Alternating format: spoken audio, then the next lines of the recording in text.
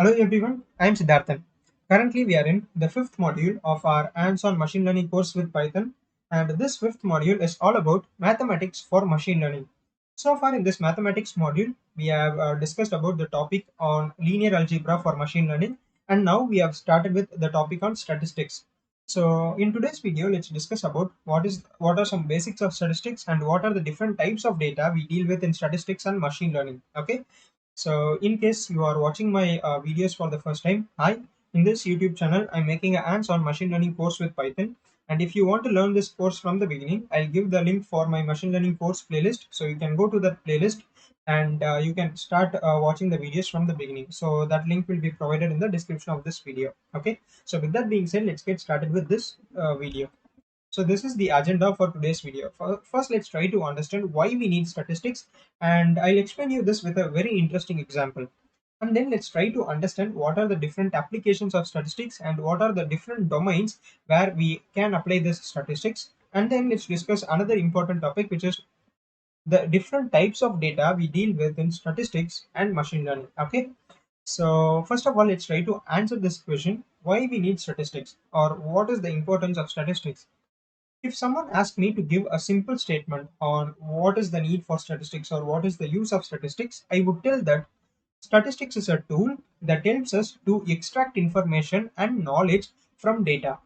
So let's say that we have a data, and this statistical measures or this statistical techniques can help us to find what is the significance of this data and what is the information the data has to tell. So this is where we can use statistics. And let's try to understand this with an example. So every one of us are familiar with cricket, right? And let's ask this question on who is the best batsman in the world in the time period 2010 to 2020. Okay. So if we try to answer this question, let's say that we have this data of all the batsmen who have played in this year 2010 to 2020, and the all the number of runs they have scored for their respective teams. So when you use some statistical measures like average or mean, you can find very interesting insights from this data. So cricket, while we are watching it in television, when a batsman comes into crease, we would have seen some numbers such as their average, strike rate, etc. So average is nothing but the number of runs a batsman can score in a match. So let's say that a batsman has an average of 90. So what that represents is, let's say that the batsman has played 10 matches and he has scored 900 runs. So this average is calculated by dividing the total number of runs scored by him divided by the number of matches played by him. So in this case, it will be 900 divided by 10. So the average will be 90. So that means the batsman can score about 90 runs in each match. So this is about the average of the batsman. And we would have also seen another measure called as strike rate, right? Strike rate tells us how fast a batsman can score runs. Let's say that a batsman has a strike rate of 200. 200 strike rate means the batsman can score about 20 runs while facing 10 balls. If a batsman has a strike rate of 300, that means he can score about 30 runs by facing 10 balls. So these are some important measures which tells us how much runs can a batsman score by taking that average value, and how fast the batsman can score runs. So we can take these measures to find who is the best batsman. So you can find the number of matches played by him, and what is his average, or what is the number of runs scored by the batsman in each match, and what is his strike rate, and another parameters such as how many times he has taken his team to victory. So these are some measures which we can take into consideration to find who is the best batsman in the world in this 10 years time period. Okay. So in this we have discussed about a measure called as average, right? So what is meant by this average? So in statistics, we often deal with a measure called as mean, right? So mean is nothing but all the observation. So summing up all the observation divided by the total number of observations. So here is observation is nothing but the number of runs scored divided by the total number of observation, which is the number of matches played by him. So average is nothing but mean. So it is actually one of the statistical measures which we deal with. So in this case, the data which we have here is the number of runs scored by different batsmen in the world, and the information or the knowledge which we can get by applying statistics is who is the best batsman. So this is how you can get different information and knowledge from data by applying statistics. So this is a very simple example, right? So a day-to-day example, or we often watch cricket, and this is how we can apply statistics in our simple things. Now let's try to understand more complicated or more advanced applications of statistics. So I would like to introduce you to a topic called a Six Sigma. So if you have been to an internship in a manufacturing company or manufacturing plant, you have heard about this topic. So this Six Sigma is nothing but a strategy to improvise business processes or industrial processes. Let's say that there is a manufacturing plant that manufactures smartphones, and in almost all the manufacturing plants, there are some strategies involved to improve their efficiency, to improve their production rate. And Six Sigma is one of those strategy that helps companies to find which places are can be improved in that business processes or in that manufacturing processes, and how they can efficiently improve that processes. So this Six Sigma is one of those things which is completely relied on statistics. So this is one very interesting example. And another domain which we can think of is businesses. So a lot of businesses uses statistics for getting insights about their customers, about their products, etc. Let's say that there is a company that manufactures a product, and they can use several statistical measures to find what is the demand for that product. So by these measures, they can also find what is their sales forecast and other things. So this will help them to plan their marketing strategies and other things. So businesses rely a lot on this statistical techniques to get better insights with the data they have. And then we have this weather forecasting. So every one of us are familiar with this weather forecast, right? So what happens in weather forecast is uh, the forecast company or the forecasting body will collect several informations on weather, such as the wind speed, the amount of rainfall, what is the humidity, temperature, etc. And all this data are goes through some complex statistical model that can give you the likelihood of whether there will be rain or not, or what is the climate they can, or what is the weather they can expect in a particular day. So this is another example where statistics is used a lot. And there is another interesting application which is clinical trial of medicines. So when a new medicine is introduced, or when a new vaccine is introduced, that medicine has to go through a lot of clinical trials. So what happens in clinical trials is a test group will be chosen, and this medicine will be administered to that test group to check what is the success rate of that medicine, and whether people are facing any side effects or not, or how many percentage of people are facing side effects, and what are the different parameters to it. And all these things can be measured by using statistical techniques. There are a lot of statistical measures values that will give us several informations, and those informations can be used in different fields. So I have just given you four examples of this.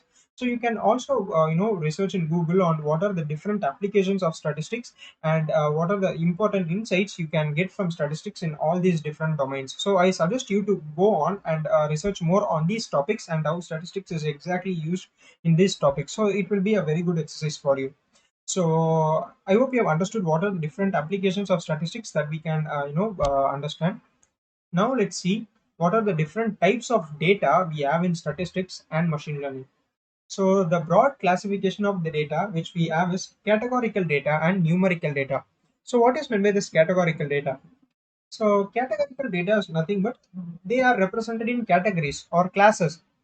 So let's say that there is a data regarding the gender of a person. In that case, it tells the categories, right? Whether the person is male or not. So let's consider another example. So we are considering the color of a ball. So the color can be red, it can be blue, or it can be green. So these are nothing but categories or classes. So this kind of data is called as categorical data. And there is another type of data called as numerical data. So numerical data are nothing but numbers. So let's say that we have discussed about this weather forecasting application, right? So in weather forecasting, we measure the what is the temperature in that particular day, or what is the rainfall, or what is the humidity. So these are all numerical data, right? So these are the two broad classification of the data, which are categorical data or numerical data. And this categorical data can be classified into nominal data and ordinal data, and numerical data can be classified into discrete data and continuous data. So these are the classifications of data. Now let's try to understand about these four classifications. What is nominal data? So a nominal data is a classification of categorical variables that do not provide any quantitative value. Okay, so let's try to understand this. So I have already explained to you this example, right? So if we consider the gender of a person, it is example of a categorical data, and we have male and female. So there is not any particular significance in this data, so we cannot tell that one gender is more significant than the other, right? So it is just some data, and there is not much significance in both of this data. So this kind of data is called as nominal data. And you can also consider this color example, color of a ball. So a ball can be red in color, or it can be green in color, or it can be yellow in color, right? So there is not that much significance that goes into these categories. And there is this data called as ordinal data.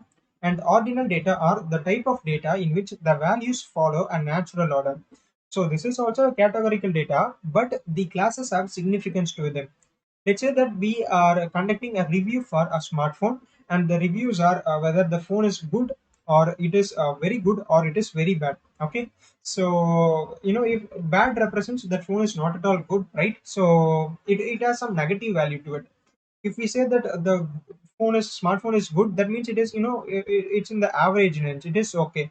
And if we say that the phone is very good, that means it is very easy to use, and it is very good to use, and such kind of things, right? So here this is also categorical data, where we have three categories: whether the phone is bad or good, or it is very good. So this is also categories, but there are significance to it, where whether the phone is good or bad, or it is very good. But when you consider nominal data, there is not any significance in the categories which we have.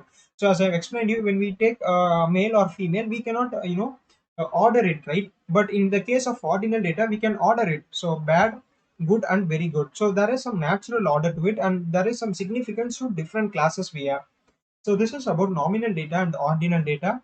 And then we have discrete data and continuous data in the case of numerical data types.